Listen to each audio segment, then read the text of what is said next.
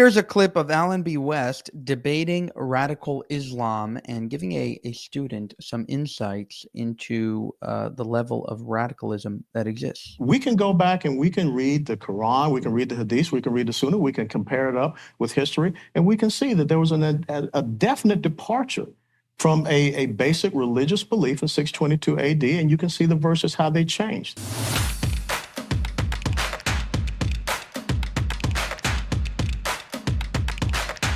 I study international relations over here at Boston University. I've staffed elections, worked on elections, worked in campaigns, worked in courts, worked with Homeland Security on countering violent extremism initiatives. So I'm a patriotic American who wants to go into public service to serve this country.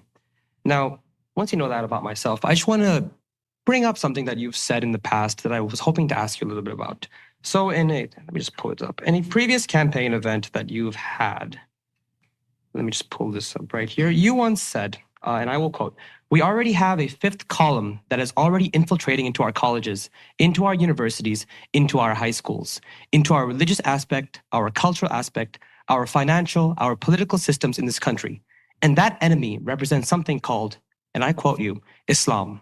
And Islam is a totalitarian, theocratic political ideology. It is not a religion. It has not been a religion since 622 AD. And we need to have individuals that stand up and say that." And then you went on to say that. Well, let me ask you this. Have you ever, I definitely have a question. you're not asking a question. You're just reading a statement. Now, sir, I'm going to ask you, Sir, with all because due I know what you're trying to say. No, All due respect to you too. No. Have you ever read the strategic memorandum of the Muslim Brotherhood that was written in 1991 by Muhammad Akram that was found in an FBI raid in 2004 in the basement of a house in Northern Virginia? Yes, I have. And if you were the Constitution of Medina, the Constitution of the Medina was the last document that Prophet Muhammad put out before he passed away. And did you ever read the Treaty of Hudaybiyah?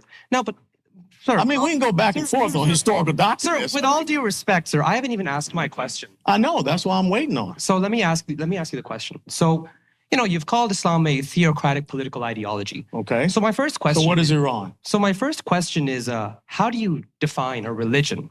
And from there on, what makes Islam not a religion in your eyes?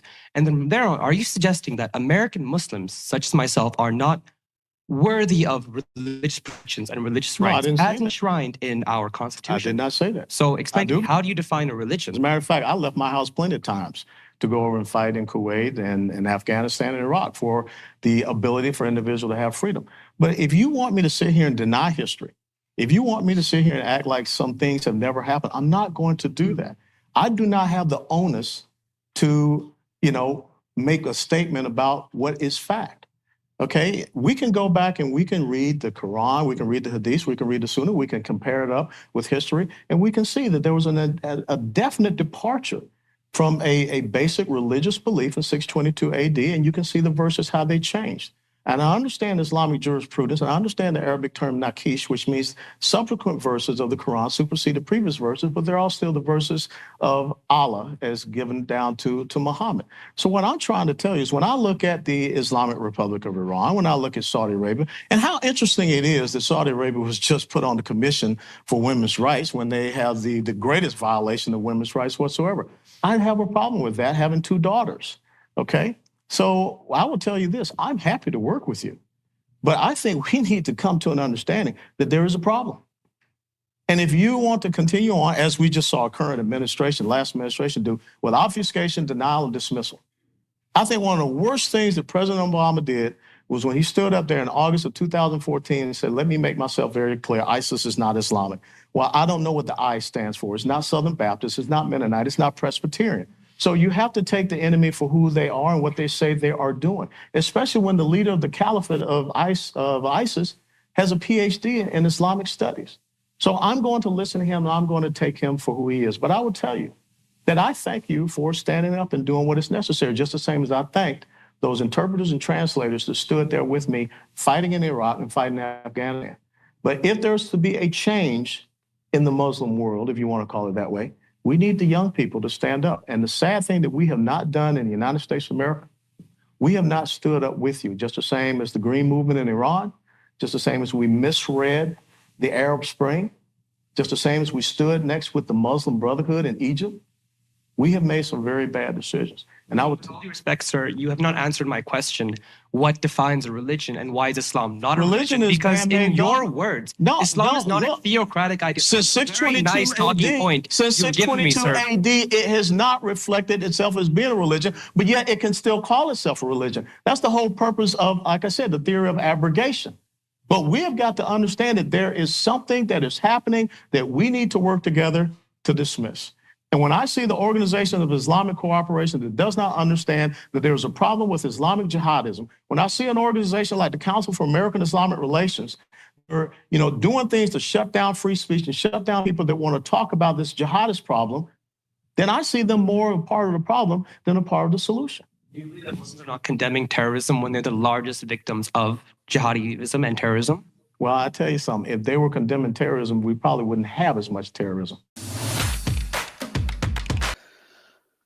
I don't see any problem with what Alan B. West is saying.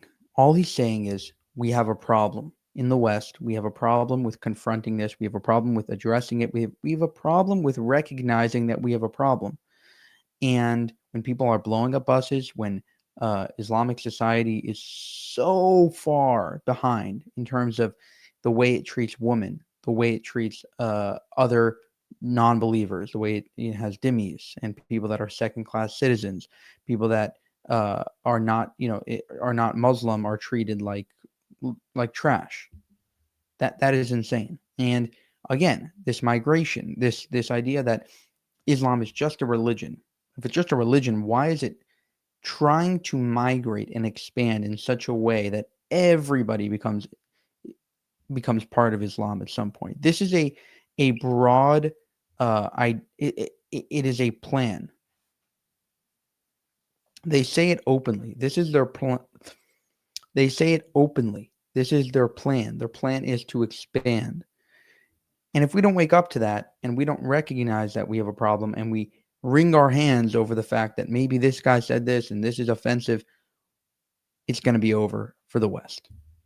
For more, subscribe to the channel. If you want to help us make more of these videos, you can go to buymeacoffee.com/JewishUncensored. Thank you for watching and have a good one.